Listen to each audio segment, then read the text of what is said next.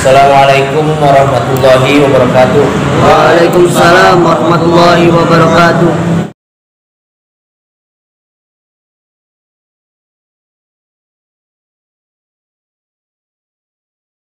Perbedaan antara akhlak dan tata krama.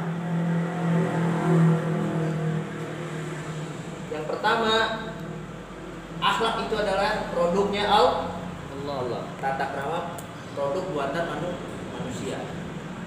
Nah, tata krama orang di Indonesia nggak sama dengan di Filipina, karena budayanya beda, ya kan? Dengan di Jepang, di Cina, tata krama orang Cina beda lagi. Melayu beda, Cina beda. Ini cerita tata krama sopan santun. Sistem kerajaan beda, sistem demokrasi beda. Kalau akhlak itu jelas dari Allah. Nah, sifatnya sementara, sifatnya temporal. Jadi selama si penguasa A dia berkuasa, dia punya tata krama sendiri yang harus diikuti oleh masyarakatnya, oleh warganya. Begitu dia ganti penguasa, berubah lagi tata krama. Jadi sifatnya temporer. Sementara untuk akhlak sifatnya kontinu. Jangkauannya lokal. Nah, sini ngerti nggak jangkauan lokal dan parsial? Nah, terbatas. Kalau tata krama jangkauannya terbatas. Kita ambil contoh saja. Kita pahamnya ketika nggak pakai baju, cuma pakai celana aja, itu sopan nggak? Nggak sopan kan? Tapi kalau di Papua sopan, cukup pakai koteka aja. Ya. Itu namanya lokal, parsial. Jadi sopan santun di satu tempat beda dengan di tempat yang lain. Di tempat yang jauh sana cukup pakai celana aja udah sopan santun, ya kan? Tapi di sini nggak bisa. Sopan santun itu harus tertutup semuanya.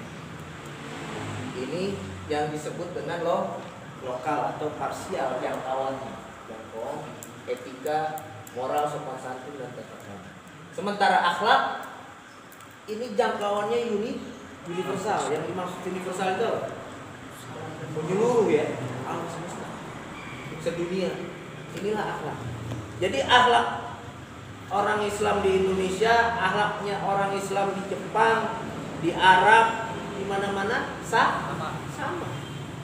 Nggak beda. Kalau tata krama bisa beda, tapi kalau akhlak tidak. Dia menyeluruh, universal. Nah, kemudian peruntukannya biasanya tata krama, sopan santun dan etika itu diberikan kepada penguasa. Jadi sifatnya egois. Ketika dia tidak taat kepada penguasa, ketika tidak mentaati aturan tata krama etika yang dibuat oleh penguasa, dia dianggap tidak bermoral.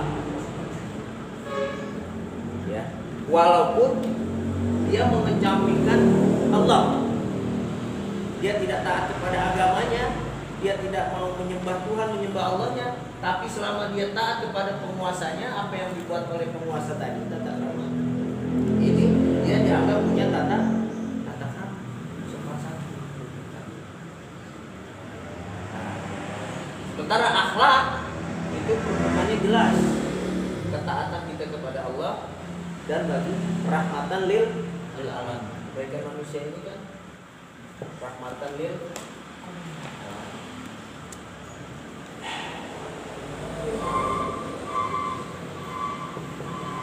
jadi akhlak itu untuk rahmatan lil alamin. Maka akhlak itu akan menjadikan seseorang bertingkah laku atau berperilaku menjadi orang yang beriman. Akhlak akan menjadikan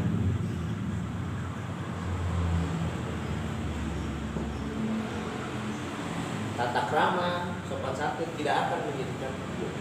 Dia akan menjadikan akhir ya semua.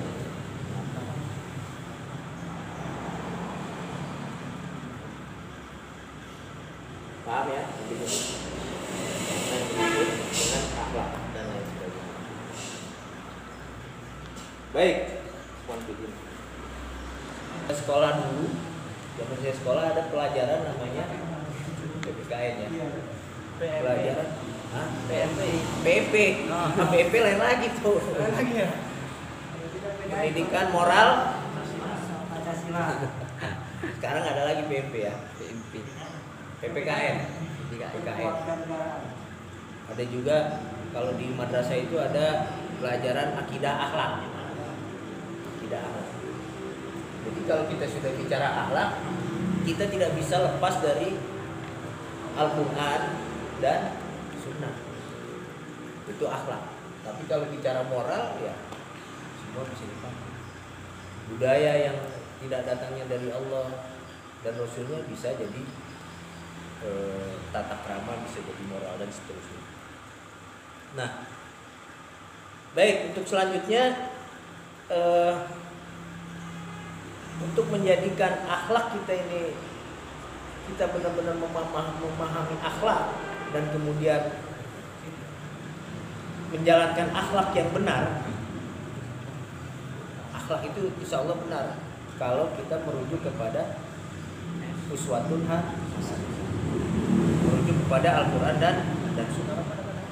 Yang pertama langkah pensucian jiwa demi kita mencapai akhlakul karimah tadi.